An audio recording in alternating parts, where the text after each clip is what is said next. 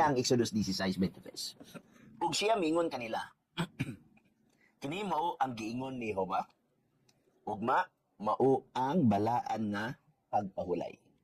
Okay? Ug ang adlaw nga igpapahulay ngadto kang Jehova. Bantaya, ang giingon dili ang adlaw nga igpapahulay ngadto kang Jehova. Wala magyong adlaw ipagpahulay ngadto sa mga Hudiyo. So ang tag-iya ning adlaw ipagpahulay mao si Jehova, ang Dios. Okay? So ato nakita diri. Dili Hudiyo. Say ipahid man sa mga Hudiyo.